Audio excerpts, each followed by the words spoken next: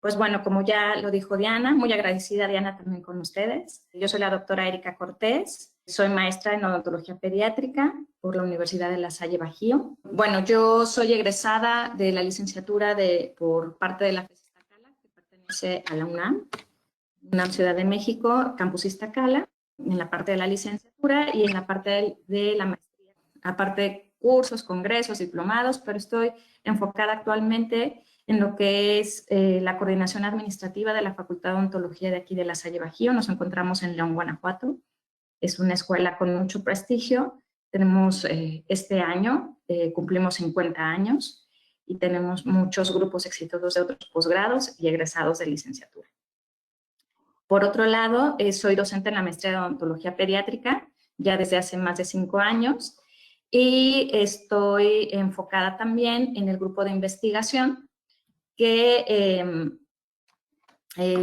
con un grupo de investigadores, el doctor José Luis Ayala y demás investigadores, pues apoyamos a nuestros chicos de pregrado y posgrado en temas de titulación, etc. Y también, ¿por qué no? Tengo consulta privada. Pero bueno, vámonos ahora sí de lleno al tema, que es la parte de la endodoncia pediátrica. Esta diapositiva me gusta mucho porque la odontología pediátrica es la única especialidad que maneja una total comprensión de todo el cuidado sistémico y bucal del niño. En realidad, nosotros condensamos todo el conocimiento tanto de operatoria, de endodoncia, de exodoncia, de cirugía, para poder brindarle una atención integral a estos niños de todas las edades. Aparte de, pues, todas los retos que tenemos con el manejo de conducta, entonces manejamos también las emociones, no solamente del niño, sino de su entorno, de sus papás, de sus cuidadores, y eso a diferencia de cualquier otra especialidad, pues nos hace una especialidad desafiante, nos hace tener una especialidad que nos supone retos día con día. Y por eso es que dentro de esto, que es la odontología pediátrica, una parte fundamental de lo que hacemos el día a día es la parte de la endodoncia pediátrica. El tema de la charla nos vamos a enfocar en las bases y la definición de la endodoncia pediátrica, el diagnóstico, los factores a considerar antes de elegir tratamiento y ya irnos de lleno a lo que es la terapia pulpar. Entonces me voy con la endodoncia pediátrica. La endodoncia pediátrica, realmente recientemente se están cambiando los paradigmas con respecto a la endodoncia pediátrica porque clásicamente no se le consideraba tan en forma como la parte de la endodoncia. Pero en realidad nosotros trabajamos con pulpa, nosotros trabajamos con conductos, entonces en realidad la endodoncia pediátrica se ocupa tanto de la morfología y la patología del complejo dentino pulpar, asimismo como de los dientes primarios y permanentes jóvenes inmaduros. Esto es importante decirlo porque el primer contacto que tienen con la parte endodóntica, desgraciadamente nuestros pacientes, es un odontopediatra. Cada vez se ve más común debido a las diferentes patologías como el hipoplasia incisivo molar, que está afectando cada vez más a nuestros niños y que está siendo complicado y agudizando más las lesiones de caries, y esto nos produce pues que tengamos que intervenir de una manera temprana en dientes permanentes jóvenes e inmaduros. Y al igual que la endodoncia convencional, abarca las ciencias clínicas básicas, incluida la biología de la pulpa normal, la etiología, el diagnóstico, la prevención, el tratamiento de las lesiones de pulpa, como les comento, en dientes primarios y en permanentes jóvenes e inmaduros, que es nuestro foco dentro del posgrado. Quiero darles un contexto general sobre cuáles son las diferencias fundamentales que tenemos con respecto a la dentición temporal y la dentición permanente.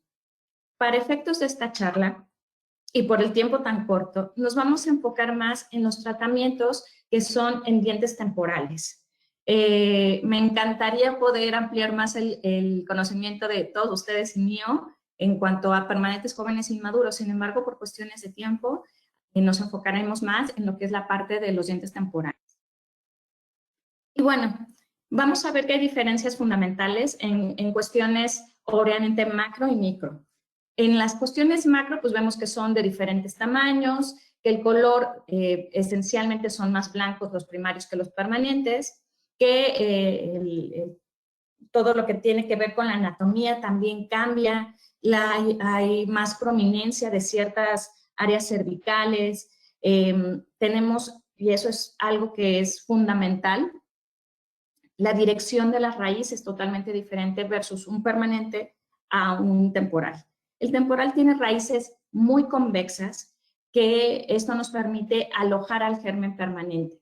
Y al alojar el diente permanente, pues también nos hace susceptible a que algunas zonas tengan menor cantidad de dentina y menor cantidad de esmalte. Entonces, con respecto a la corona clínica. Pero con respecto a la raíz, pues bueno, vamos a ver también diferencias, como les digo, esta convexidad. Y también las salidas apicales se encuentran no en un mismo lugar, porque conforme va erupcionando el diente, conforme va habiendo esta reabsorción fisiológica, vamos viendo que este cierre apical se puede hacer más grande o ubicarse en otros lados, no precisamente en la zona apical. Este estudio me gusta mucho, ojalá tengan la oportunidad de revisarlo. Es un estudio que hacen sobre la morfología de los dientes primarios analizándolos en tomografías.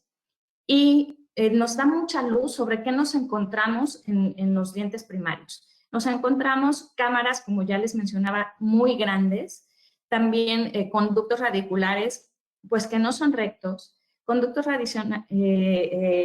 adicionales e intercomunicados, y que también pues no son homogéneos, sino que tienen ciertas curvaturas, que tienen ciertas conexiones entre cada uno de ellos, sino es que también tienen ciertas fusiones. Entonces, en realidad, el sistema de canales que se tienen con los dientes primarios, pues puede ser muy complejo y puede ser muy tortuoso.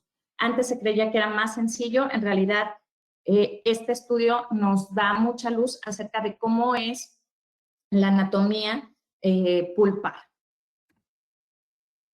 Este otro estudio también es muy interesante debido a que nos hace ver cómo es a nivel microscópico todo el entramado que se tiene con respecto a la morfología apical.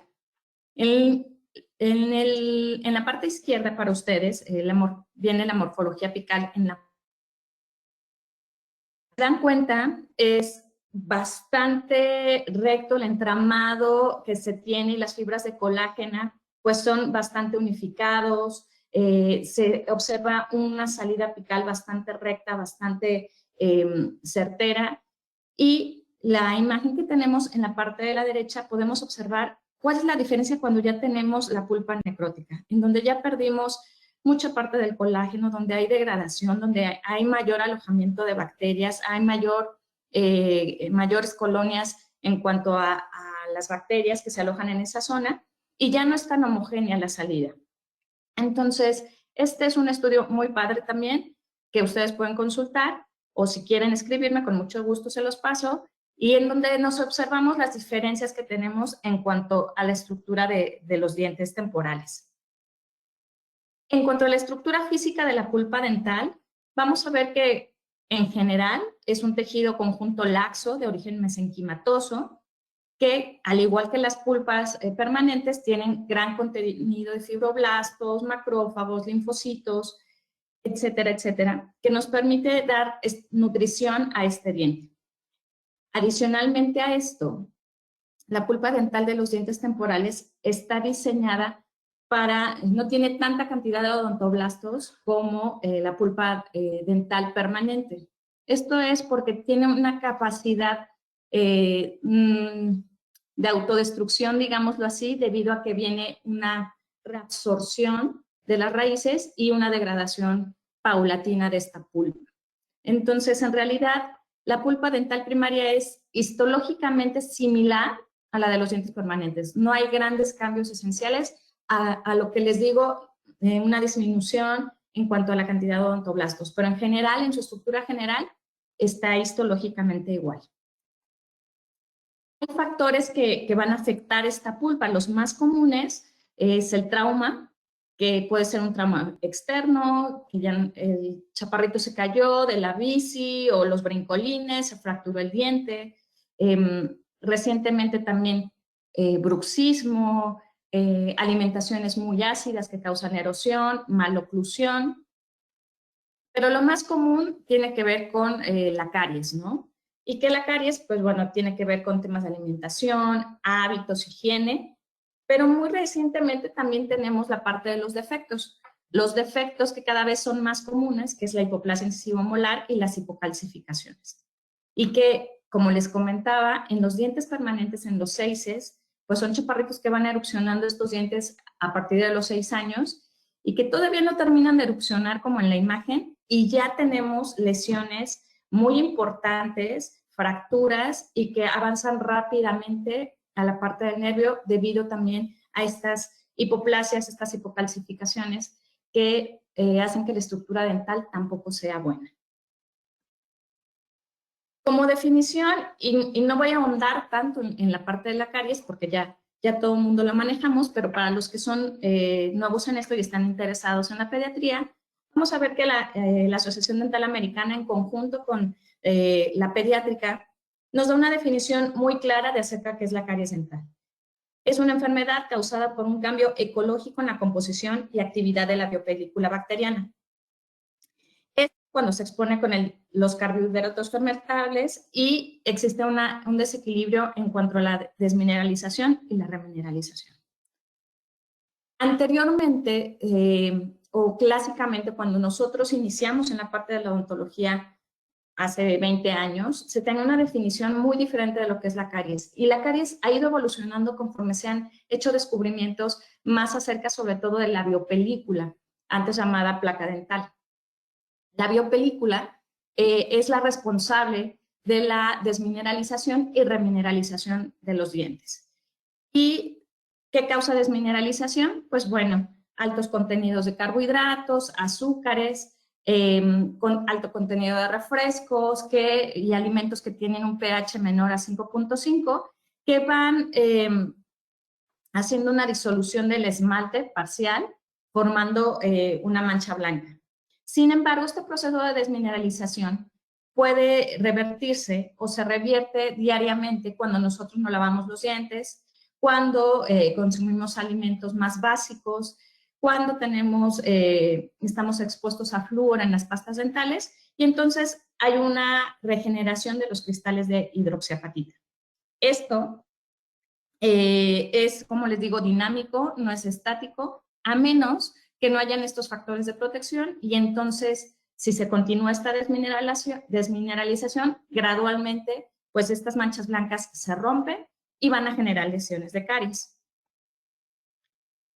Como les digo, pues es multifactorial, todo el mundo lo sabemos, tiene que ver obviamente con la dieta, tiene que ver cuánto tiempo esta placa dental o biopelícula está presente en la boca y la calidad de esa placa dental. No es la misma acidez que se tiene con una placa de menos de 24 horas a la que se tiene a más de 72 horas. Y hay que ver también los factores del huésped. Sistémicamente, si es un chaparrito que tiene alto consumo de antibióticos, o es respirador bucal, o es alérgico, pues también va a tener mayores complicaciones. Y esto también va a determinar la evolución y el reblandecimiento de este tejido duro que se tiene hasta que se fragmenta y entonces hay una formación de una cavidad. Pero bueno, con respecto a esta parte del diagnóstico, bueno, ya vimos cuáles son las principales causas, ya vimos en manera general cuáles son las características de la anatomía, cuáles son las características generales de la pulpa y vamos a ver un poquito del diagnóstico. El diagnóstico es fundamental, y se lo digo a mis alumnos, antes de decidir o tomar alguna decisión, valga la redundancia, perdón, del tratamiento. Si no hay un diagnóstico certero, no se debería implementar ningún tratamiento, debido a que podemos errar de muchas maneras o complicar los tratamientos. Entonces, el primer paso y el fundamental y el que nos va a dar luz sobre qué hacer, pues es el diagnóstico. Para tener un correcto diagnóstico, vamos a tener que realizar una historia clínica completa, No solamente preguntando cosas básicas como cosas sistémicas, sino más bien cuáles son sus hábitos de consumo alimentario, qué es lo que está consumiendo, cuántas veces se cepilla la boca, si el niño está al cuidado de los abuelos o de los padres, con qué frecuencia utilizan pastas infantiles o no, siendo un poco más amplio, yendo más allá, para poder no solamente atender a este niño en cuanto al dolor o cuanto a la molestia que él presenta, sino más bien tratar de, en la medida de lo posible, hacer acciones preventivas para que este niño no vuelva a recaer en un tratamiento pulpar, ¿no? Pero bueno, eso es otro tema que tiene que ver con prevención y que también es fascinante. Para un buen diagnóstico tenemos que hacer también una examinación clínica adecuada, con los instrumentos adecuados, con una buena iluminación, y echar mano de herramientas diagnósticas, como es la imagenología, como son los exámenes de laboratorio, en caso de que se requieran, y tener también, tenemos armamento en cuanto a test mecánicos de sensibilidad, de vitalidad, y algunos otros como son la transiluminación o el espectro. Para ello, hay ciertas instituciones que ya han hecho parámetros acerca de cómo debería ser la evaluación diagnóstica previa y que dan lineamientos sobre cuáles son los pasos a seguir. Algunos de los más conocidos es el Caries Care International, que es obviamente una organización internacional y mundial en donde tú puedes tomar capacitaciones en línea para poder dar un seguimiento al protocolo como bien establecido, que es muy completo, y Cambra, que viene de la Asociación Dental de California, en Estados Unidos, que también nos hace ciertos análisis sobre el riesgo de caries. Ambos están en la red, pueden consultarlos, son lineamientos que nos hablan de prevención, pero también de tratamientos de mínima invasión. También nos habla sobre acciones preventivas y de cómo dar el seguimiento y cada cuánto tiempo. El Caries Care International nos habla de 4 pasos fundamentales, que uno es la determinación del riesgo, que es lo que les decía, que es un análisis de la historia clínica, no solamente en la parte más básica, sino en la parte de ahondar en comportamientos, hábitos, y con eso determinar un riesgo de caries para este niño. Por otro lado, hacen la detección a través de ICDA, se hace la detección para poder determinar un plan de tratamiento personalizado que incluya todos estos valores de prevención, de mínima invasión y de conservación en lo más posible de los dientes. Y finalmente, el cuarto paso es el manejo preventivo para que este paciente no vuelva a caer. Estos lineamientos no solamente son para la parte pediátrica, sino también son para la parte de adultos. Entonces, los invito a visitarlo. Con respecto a la detección, ICDAS nos muestra 4, vamos a decirlo, parámetros grandes que involucran a las 9 diferentes formas que hay de calificar, ¿no? Entonces son sanos, con lesiones iniciales, moderados y avanzados. Entonces aquí esta imagen es muy ilustrativa. También pueden meterse a la página de ICDAS y poder hacer y aprender a identificar las lesiones y la clasificación de cada uno de ellos, porque nos da signos y síntomas y también evaluaciones radiográficas sobre la evaluación de estos dientes. Para nosotros, para efecto de la endodoncia, obviamente son todos los avanzados, los que ya están complicados con dentina, esmalte e involucra pulpa. Y también para hacer un adecuado diagnóstico, aparte de la identificación de la etapa de lesión de caries, tenemos que también estar conscientes y conocer las patologías pulpares y periapicales con respecto a pulpitis irreversible sintomática, asintomática, necrosis pulpar. Esta es una de las clasificaciones que se hicieron por la Asociación Americana de Endodoncia en el 2009. Seguramente ya la conocen, pero me parece muy ilustrativa porque nos da las principales características clínicas que se tienen, así como las principales características radiográficas.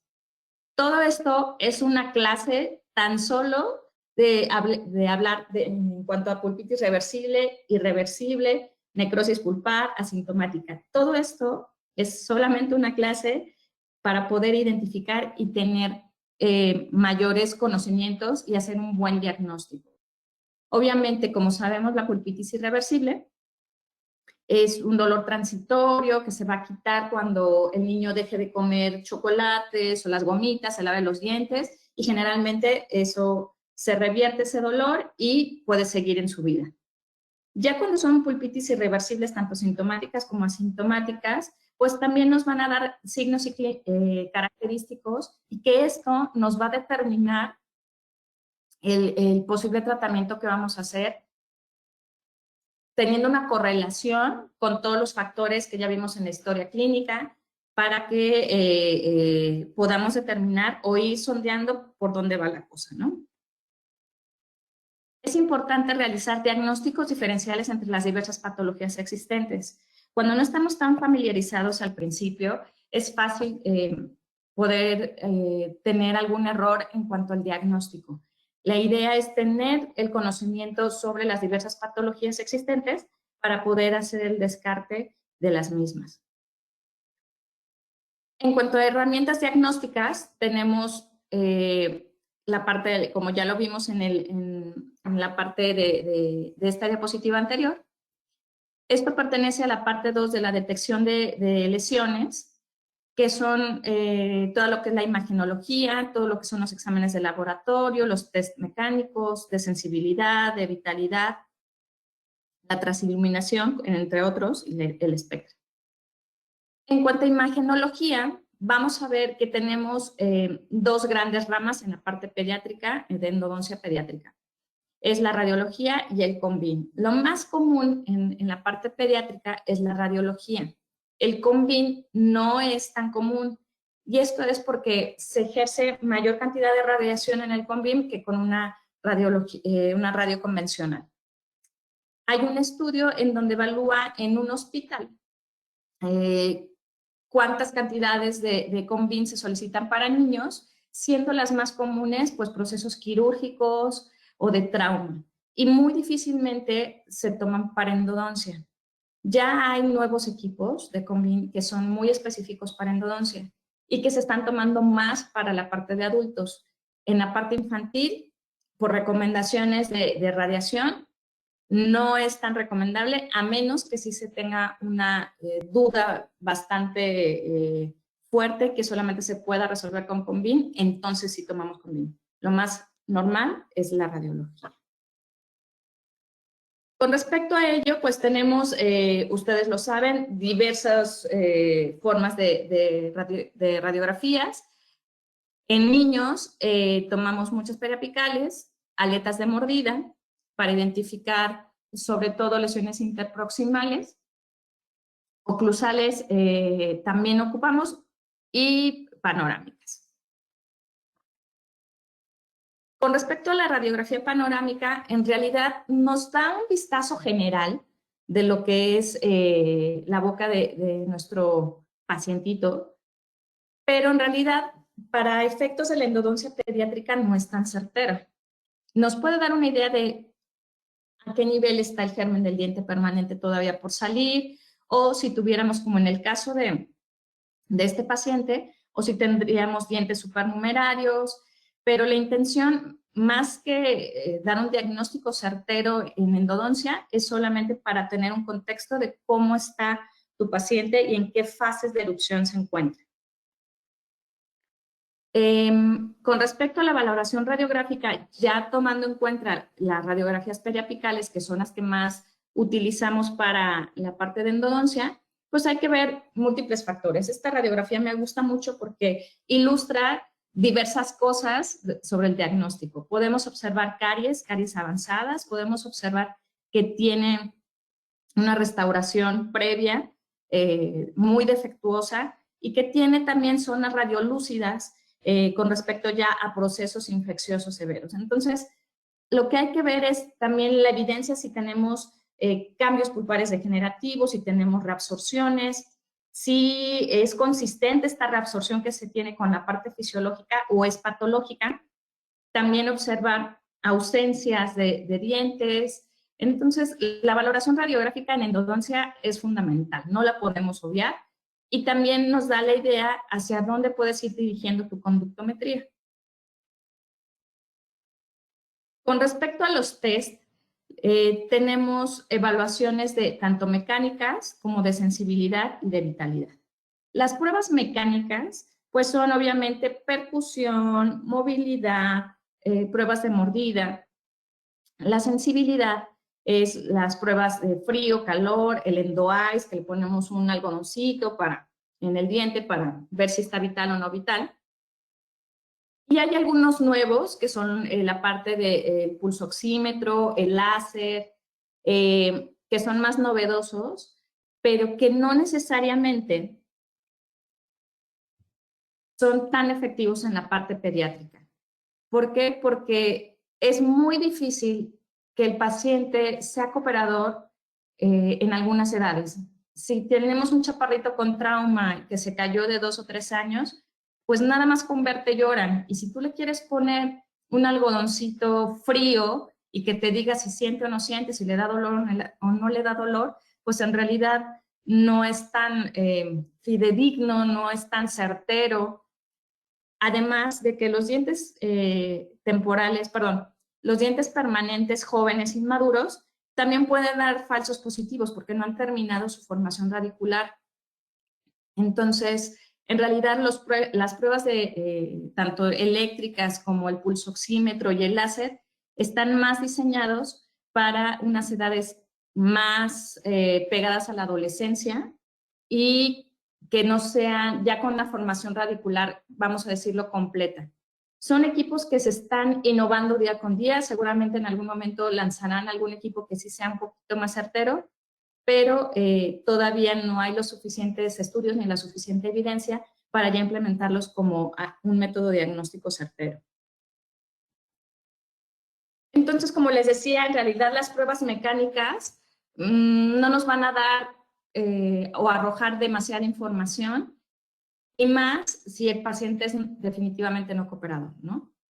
Es aceptable tener el movimiento solamente con los dedos, pero para saber si existe una movilidad excesiva, que tampoco eso es, en el caso de los niños, pues si, como les digo, si no es cooperador, pues también eso nos va a causar una alteración y no necesariamente dolor. Y bueno, me voy a la siguiente, que es la parte de otras herramientas diagnósticas, que puede ser el Spectra y que puede ser la transiluminación, que Spectra nos da ciertas mediciones en cuanto a colonias de bacterias, etcétera, para poder ver si aperturamos o no aperturamos una cavidad. Eso puede ser una herramienta diagnóstica. Entonces, hemos hablado mucho acerca del diagnóstico, que es fundamental para la parte de la endodoncia pediátrica, y hay que también considerar algunos otros factores antes de elegir el tratamiento. Ya vas a tener tu diagnóstico pulpar, pero que va a estar alimentado por la parte de tu historia clínica, por la examinación intraoral y extraoral de este paciente.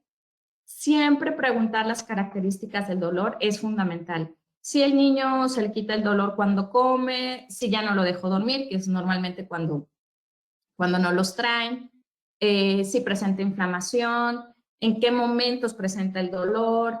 Hay que ahondar en las características del dolor de ese paciente, porque generalmente cuando ya vienen con nosotros es porque ya la mayor parte de ellos tienen una pulpitis irreversible. Pruebas de sensibilidad que se pueden realizar en caso de que se puedan aplicar. Lo fundamental, radiografías, y preguntar acerca del origen de la molestia, si fue después de algún golpe, si fue después de cierto alimento que consumió, y asimismo checar la presencia de restauraciones pues ya desajustadas. Entonces, dentro de todo este diagnóstico que tú ya realizaste, aparte de esto, influye el estado de la pulpa. No es lo mismo, histológicamente hablando, una pulpa de un niño de 2 años o 3 a una pulpa de un diente de un chaparrito de 10 u 11 años. Entonces, aún siendo el mismo diente. Y esto es porque existe una degradación fisiológica y existen cambios en el diente que nos van a permitir que haya una mejor regeneración, aceptación, etcétera, que un niño más grande, ¿no?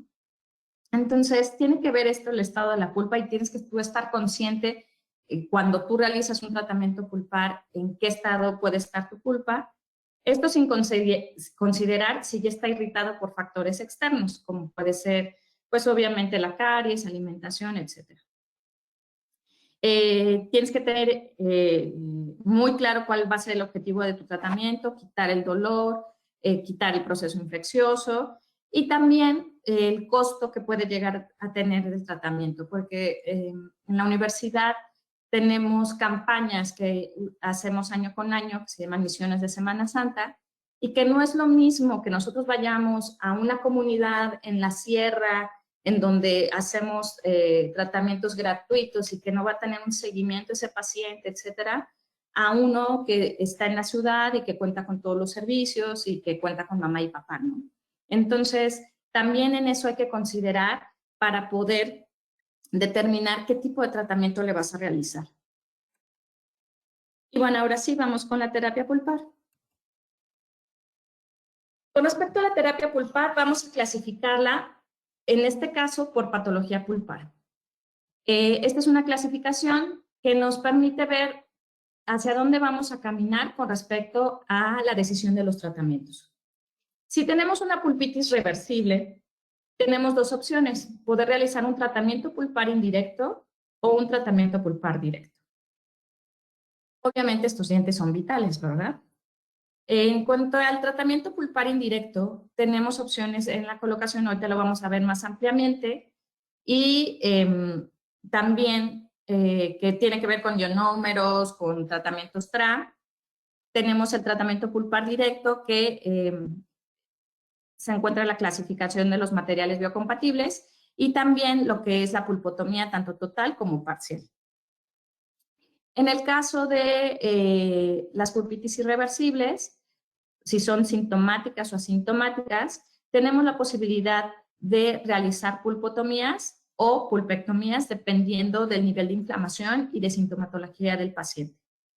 Asimismo, cuando tenemos una necrosis pulpar, un diente previamente tratado ya con complicaciones de necrosis o con una degradación pulpar muy importante, entonces obviamente vamos a hacer una pulpectomía. Entonces, en cuanto a la terapia, como hablamos, pulpar vital, tenemos esto que es el tratamiento pulpar indirecto, el directo y la pulpotomía. La terapia pulpar indirecta en realidad es un procedimiento en donde vas a retirar el tejido cariado. En la parte de pediatría se maneja, y creo que también ya, según mi conocimiento, se realiza también en la parte de adultos, se quita el tejido infectado del diente, se deja el afectado, que es con una composición de dentina, perdón, mucho más dura, mucho más firme, y se permite la regeneración de dentina terciaria por parte de la pulpa para evitar un tratamiento pulpar. Entonces es dejar parcialmente lo que es una zona de dentina más bien afectada, eliminando la parte infectada. Esta imagen es muy bonita porque la parte infectada es la zona 1 y 2, que eso vamos a remover con algunos elementos que vamos a ver a continuación, que son papacaries, cucharilla, etcétera, dejando la estructura más pura que nos va a permitir una regeneración de dentina terciaria y con esto evitar un tratamiento pulpar y la regeneración de la pulpa por sí misma. ¿Cuál es el éxito de esto? Pues bueno, un correcto diagnóstico, como les decía. Si nosotros radiográficamente vemos que no hay una afectación fuerte en cuanto a la parte, sobre todo los cuernos pulpares en niños, pues entonces puede ser viable. Y el otro éxito de la terapia pulpar indirecta, pues es un adecuado sellado. La técnica es igual que cuando hacemos alguna restauración, se aísla, a menos que sea un paciente definitivamente no cooperador, se limpia la cavidad, se hace la remoción de la dentina infectada, se realiza la desinfección, se coloca un protector pulpar y la curación o sellante definitivo. Con respecto, les decía, la remoción de la dentina infectada, tenemos la pieza de baja, que son fresas de bola de carburo que podemos utilizar, convencionales. Hay fresas inteligentes también, que solamente eliminan la parte infectada. Y actualmente contamos con agentes químicos, que es papacaries, Brix y el Carisol. Y también tenemos cucharillas, que la intención de las cucharillas sean lo más afiladas posibles, pero que a veces cuando raspamos demasiado o ejercemos demasiada fuerza con la cucharilla, nos podemos traer dentina que pueda ser afectada y que corremos el riesgo de hacer una comunicación más fácilmente que con alguna pieza de baja inteligente o con algún agente químico. Estos son los medicamentos que utilizamos para disolver esta materia. Los dos, que es Brix y papacaries, son unos derivados de la papaína, que lo que permite es precisamente hacer una disolución de la dentina que es infectada, y Carisol está basado en hipoclorito de sodio. Entonces, los dos son muy efectivos, los tres, perdón. Mi mayor experiencia es con papacaries y ahora no todo lo va a quitar papacaries, eso también hay que dejarlo claro, pero me ayuda a la desinfección, me ayuda a disolver lo que no estoy quitando con la cucharilla, que genera una fresa. Entonces, por eso me gusta mi papacaries. En cuanto a protectores pulpares, vamos a ver que en la clasificación como tal, viene adhesivos centenarios, hidróxido de calcio, ionómeros de vidrio, Teracal, MTA, Biodentin y la técnica Holt. Sin embargo, esto se clasifica por materiales porque son opciones, pero no necesariamente son las mejores. Entonces vamos a hacer una revisión con respecto al nuevo armamento que tenemos, en donde tenemos ionómeros de vidrio, que ya son con alta, los convencionales y con ya modificados, que son muy resistentes y tienen altas liberaciones de fluoruro y que nos permiten hacer esta formación de dentina terciaria mejor y más fuerte. Con respecto a, hay algunos otros medicamentos como el Centión, que también nos permiten, por su pH, que es muy alcalino, tener formación de dentina terciaria e inhibición de bacterias. Pero va a depender, obviamente, de las características de cada paciente, edad, compromiso sistémico, lo que ya platicamos.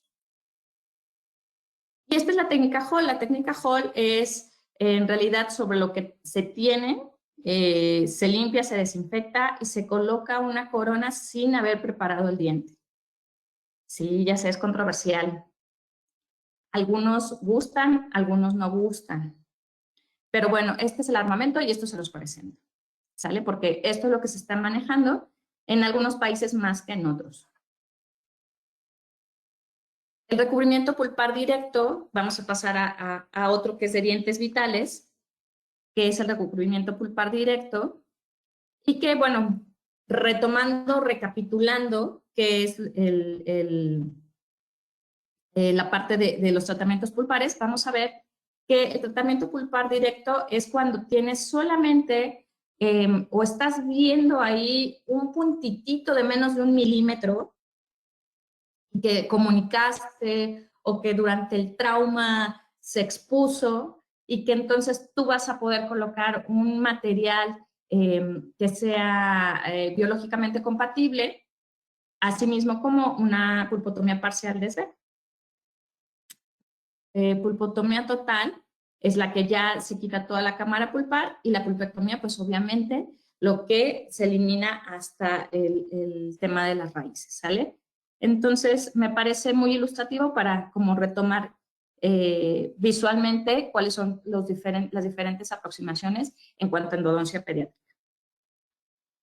Como les decía, el recubrimiento pulpar directo es cuando por algún accidente, como cuando tú no tuviste la precaución y le diste ligeramente a un cuernito pulpar, pues entonces colocas un material que va a proteger esta pulpa va a estimular la regeneración de resina terciaria y va a ser un puente, digamos así, para que ese diente se mantenga vital y tú puedas hacer una restauración.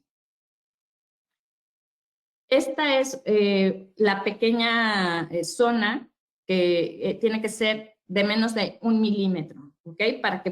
Eso es lo que ha demostrado a través de los estudios que tiene una mejor, digamos, evaluación y formación de este puente dentinario. Cuando son ya lesiones más amplias, lo que se sugiere, uno, o es hacer una pulpotomía parcial o hacer una pulpotomía completa.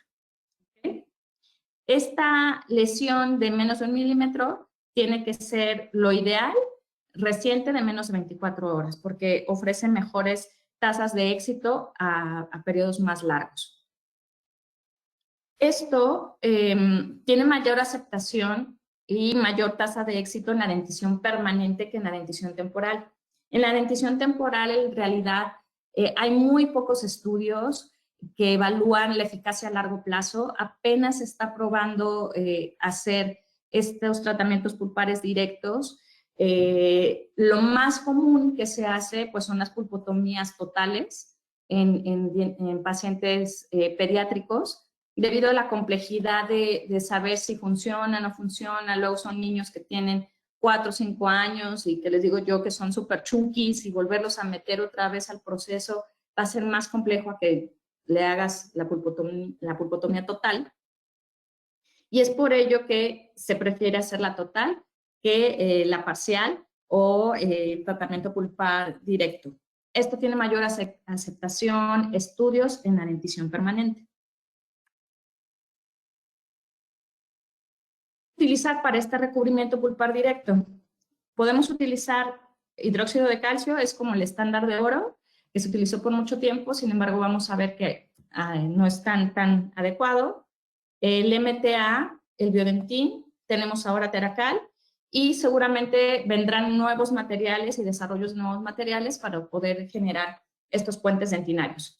Definitivamente no es los ionómeros y los sistemas adhesivos, porque lo que vas a originar es una citotoxicidad que va a generar finalmente una necrosis. No vas a generar un puente dentinario, sino más bien vas a originar una necrosis. Por eso, para los recubrimientos pulpares directos, ionómeros directos, no.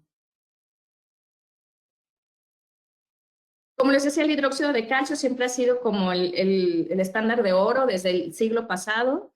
Es muy bueno, su capacidad es muy básica, va a matar las bacterias que haya por ahí, y el tema con el hidróxido de calcio es echarte un volado para poder determinar si sí va a generar este puente dentinario o puede originar una necrosis.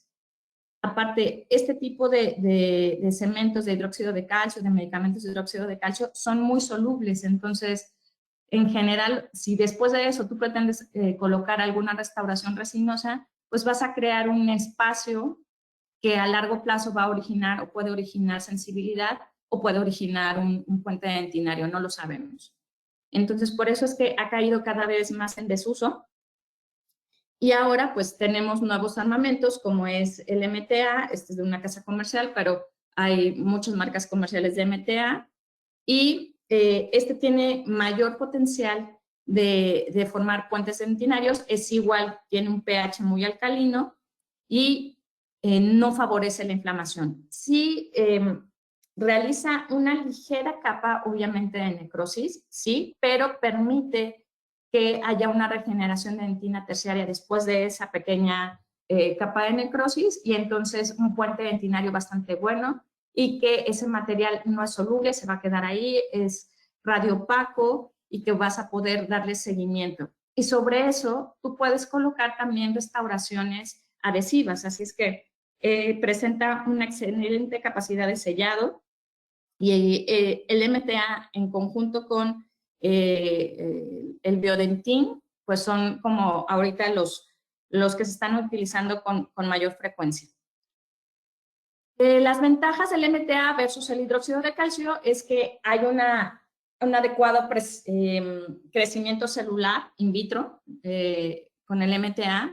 Va a haber una gran cantidad de integridad de la pulpa, va a tener un puente dentinario grande, firme, gordito, bonito. Va a haber menos inflamación, va a haber menos hiperemia y obviamente menos necrosis con el MTA que con el hidróxido de calcio. Y tiene un efecto antibacterial también, es limitado para el momento en donde se limita, en el momento en el que tú lo colocas, digámoslo así. Biodentin también es un biosilicato, al igual que el MTA. También es excelente en la formación de dentina. A mí no me encanta tanto en niños en la presentación porque las cápsulas son muy grandes. El MTA, la ventaja que tienes es que tú vas seleccionando las cantidades y sobre todo para dientes temporales es más fácil que tú hagas las mezclas. Y el Biodentin ya viene en la cápsula y viene como en presentación gigante y entonces desperdicias un montón de material. Entonces, en la parte de pediatría no me encanta tanto por el desperdicio que se hace de material, pero en pacientes adultos también es muy bueno. Y finalmente tenemos el Teracal. El Teracal, digamos que es más joven que el MTA con respecto a su evaluación y su funcionamiento a largo plazo. También tiene un silicato de calcio, pero este viene modificado con resina, lo que lo hace ideal para poderlo colocar en restauraciones que después vas a hacer resinosas. Igualmente vas a permitir la formación de un puente de dentina terciaria de hidroxiapatita. Recientemente, ya estoy hablando de 2-3 años, sacaron la versión para pulpotomía. Antes solamente existía el Teracal LC, que era para un protector directo o indirecto, y recientemente sacaron la versión en Teracal PT, que es para pulpotomías. Siendo una excelente opción también el Teracal, sin embargo, en periodos de largo plazo no tenemos tantos estudios como con el MTA. Entonces, es una opción, es un buen armamento, también tiene un pH alcalino muy bueno y es otra opción que tenemos. Tenemos también, y que se están desarrollando para estos tratamientos, proteínas difusas que se están estudiando y que inducirían también la parte de formación de dentina semejante a lo que sería el hidróxido de calcio. La desventaja que presentan es que no hay una manera en este momento que esas proteínas dejen de formar dentina. O sea, crece, crece, crece. Sí lo forma, pero no hay un stop para la formación de la dentina. Entonces, en eso están trabajando para poder crear un nuevo medicamento que nos permita generar esta dentina, pero digamos que autorregulada. Tenemos también lo que es, vamos a pasar a otro tema que también es parte de la pulpotomía, que es de la pulpitis irreversible, que es la pulpotomía. Con respecto a ello, vamos a ver que muchas veces es un desafío para nosotros como odontopediatras poder identificar en qué etapa, número uno, histológica tiene el diente, la degradación, el nivel de inflamación, y que a veces, aunque tú quisieras colocar una pulpotomía o hacer un tratamiento pulpar directo, muchas veces no se puede realizar y se tiene que hacer una pulpotomía total. Entonces, esto puede indicarnos el dolor que presenten y las características y los signos y síntomas clínicos que se tienen. ¿Cuál es la definición de la pulpotomía? Como tal, pues es el corte total de la cámara pulpar y la pulpotomía, pues bueno, es un procedimiento, vamos a decirlo así, mínimamente invasivo, no es una pulpectomía completa, pero tiene sus indicaciones. Y esto es con la intención de que haya una parte de preservación de la pulpa radicular y con ello el alivio del dolor. ¿Cuáles son las condiciones para una pulpotomía? Pues bueno, que sea una pulpitis reversible, un periodonto sano, que tenga, súper importante, los 2/3 de longitud de la raíz, sin evidencia de degeneración pulpar, que sea una corona restaurable y que tenga una caries profunda o una comunicación pulpar. Dentro de la pulpotomía vamos a ver que tenemos diferentes materiales, que son los agentes hemostáticos, los materiales intermedios y los materiales de recubrimiento.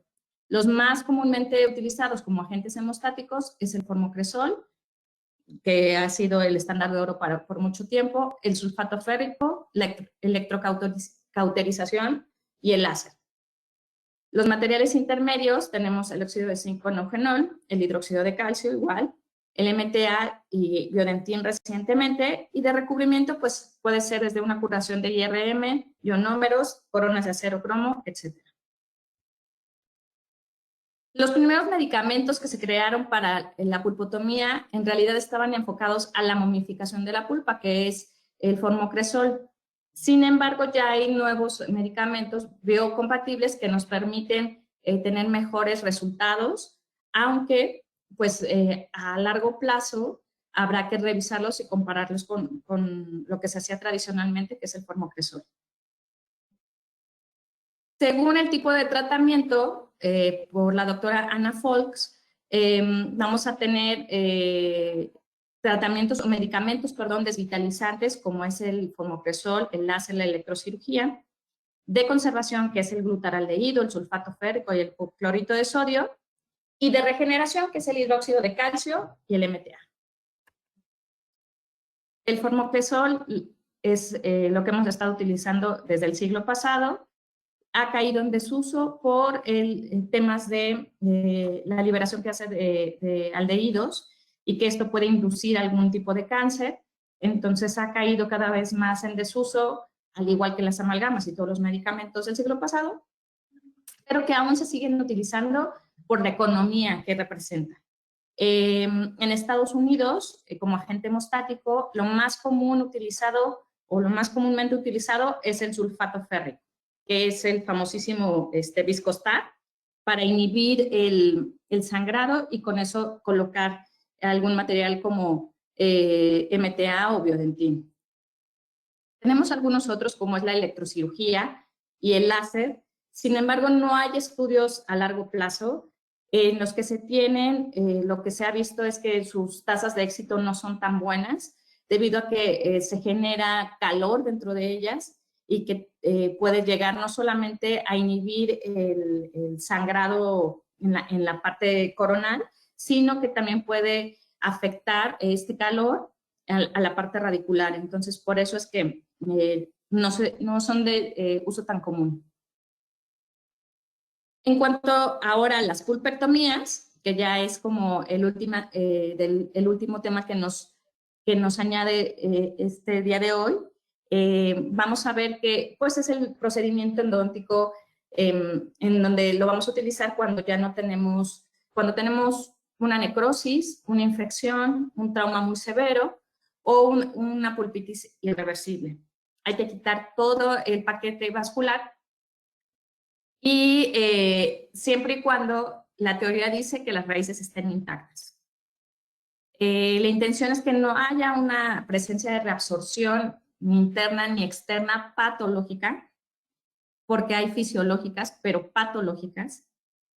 Y vamos a ver que el objetivo de la pulpectomía en niños no es como en la parte de adultos, ensanchar los conductos, sino más bien es hacer una remoción químico-mecánica del tejido pulpar radicular. Solamente la eliminación químico-mecánica, ¿sale? Entonces, esa es nuestra intención. Vamos a ver también que esto se va a llevar con la intención de hacer una preservación, la mayor preservación posible de estos órganos dentarios para contribuir a una adecuada oclusión. ¿Cuáles serían las contraindicaciones? Pues coronas no restaurables, perforaciones en el piso de la cámara, reducciones en la parte del hueso de soporte, que haya menos de 2/3. Y esta radiografía me gusta mucho porque ilustra todo lo de la parte izquierda, porque digamos que esa radiografía, todo mal. Un mal diagnóstico desde el inicio, ya se veía que había reabsorción interna y externa, ya se veía una perforación y aún así decidieron hacer un tratamiento. Entonces, esto no está indicado el tratamiento pulpar en ellos, sino más bien hay que hacer un adecuado diagnóstico y ver también la cercanía de la parte del germen del diente permanente. ¿Cuál va a ser el éxito en las pulpectomías? Pues la instrumentación adecuada, una adecuada irrigación y una adecuada obturación. Estos son los pasos, que es básicamente la valoración diagnóstica, obviamente el anestésico. La pulpectomía va a depender del número de visitas que se hagan en 1 o 2 pasos, y esto va a ser determinante por el nivel de proceso infeccioso que se tiene, ya sea en 1 o 2 pasos o 2 citas. A veces entre cada cita se puede colocar hidróxido de calcio para disminuir la cantidad bacteriana y con ello disminuir también el proceso inflamatorio. Tenemos en cuanto a instrumentación para eliminar todo este paquete necrótico, la instrumentación tradicional manual, o tenemos la parte de los sistemas rotatorios. ¿Sale? Entonces, los sistemas rotatorios lo que nos han permitido es tener mucho mayor rapidez y certeza en cuanto a lo que se está realizando. No tienen un torque muy grande, pero nos permite lo que queremos, la desinfección y la remoción del paquete y de todo lo que son bacterias y todo lo que tenemos que arrasar en estos dientes. Entonces tenemos también que considerar durante los tratamientos los temas de irrigación, que tenemos diversos medicamentos que nos permiten esta irrigación adecuada. Dentro de los más comunes, pues es el hipoclorito de sodio y la clorhexidina, que no hay una conclusión de cuál es el medicamento ideal hasta el momento. Con el que tenemos mayores tasas de éxito es con el hipoclorito de sodio. En el caso de los niños, el tema del hipoclorito a veces es el sabor. Entonces, ahí sí tenemos una curva de aprendizaje que tenemos que enseñar a nuestros alumnos a la adecuada utilización del hipoclorito de sodio. También en cuanto a materiales de obturación, tenemos lo que es el óxido de zinc y eugenol, el hidróxido de calcio con iodoformo, que es lo más común. Y todo lo que nos permite es tener buenas tasas de éxito. Actualmente, el más comúnmente utilizado es el hidróxido de calcio con iodoformo, que es el Vitapex, Ultrapex, y que tiene mayores tasas de éxito. En cuanto a la utilización del SOE, no es recomendable el óxido de zinc y eugenol para pulpectomías en niños, esto debido a que es muy duro la disolución, se lleva bastantes meses la disolución del material y se pueden alojar como piedritas, digámoslo así. Estas piedritas pueden inducir o una reacción inflamatoria o una erupción ectópica de los dientes. Vamos a contar con nuevo armamento, que es el microscopio, los localizadores de ápice, las limas rotatorias, como ya les dije, y el láser. Sin embargo, hay muy pocos estudios al respecto, se están empezando a utilizar, ya con mayores avances también en cuanto a localizadores de ápice y las limas rotatorias, pero todavía no tenemos también tantos estudios a largo plazo y a veces es difícil utilizarlos en cuanto, por decir, al microscopio, porque no contamos con mucha cooperación de los niños. Hay varios efectos adversos de la pulpectomía, como puede ser el cambio de coloración, los túbulos dentinarios se cambian de color amarillo, entonces este color sale y nos da un efecto estético. Puede originar, si hay mucha extrusión, algunos casos reportan hipoplasias del esmalte o quistes. Y finalmente, la pulpectomía no instrumentada, no me voy a detener mucho en ella, pero es este tipo de pulpectomía que se desarrolló por unos japoneses considerando fármacos antibacterianos para la desinfección de la pulpa. En realidad no es de la pulpa, sino de los canales. El concepto que ellos lo denominan es esterilización de la lesión y reparación de los tejidos. Y en realidad es colocar pastas que son formadas sobre todo por antibióticos como metronidazol, ciprofloxacina y minoxidilina, en el caso de Trimix. Y en el caso de CTZ, pues tetraciclina, cloranfenicol y eugenol, dejándolo y preparándolo. Hay algunas presentaciones que vienen como esta en botecito y que uno lo revuelve con el eugenol, hay otros en cápsulas y hay otros que ustedes los pueden hacer considerando las medidas anteriores. Y las ventajas y las desventajas que se tienen con estos es que les puedo decir que estas no instrumentadas son para casos muy específicos y especiales. En pacientes en donde no van a tener para poder colocar un mantenedor de espacio y que quieres mantener el diente como un mantenedor de espacio natural, puede ser que te funcione colocar un CTZ y mantener el diente el mayor tiempo posible. Sin embargo, la forma de colocación es igual que una pulpotomía, se elimina, se lava, se trata de quitar la mayor cantidad de tejido necrótico, luego se coloca la pasta antibiótica y encima ya la curación o la restauración. Pero el éxito va a ser en realidad hacer en la medida de lo posible, hacer una pulpectomía como debería de ser, ¿no? Una pulpectomía tradicional, instrumentada, y en el menor de los casos, una no instrumentada. Y bueno, esto es solamente una probadita de todo lo que es la endodoncia pediátrica. Los temas son muy extensos, traté de resumirlo lo más posible, pero les agradezco que estén aquí y que hayan permanecido después de este corte. Nos pueden encontrar en la maestría de odontología pediátrica aquí en La Salle Bajío. Esta es nuestra reciente salida de nuestros alumnos, nuestra última generación. Y ahí van a poder aprender todo esto y más sobre el fascinante mundo pediátrico. Así es que les agradezco que hayan permanecido aquí conmigo y bueno, invitarlos a las diferentes actividades que vamos a tener del 50 aniversario de nuestra facultad, que van a estar muy buenos, congresos, eventos, ustedes pueden acudir. Les agradezco, gracias por permanecer.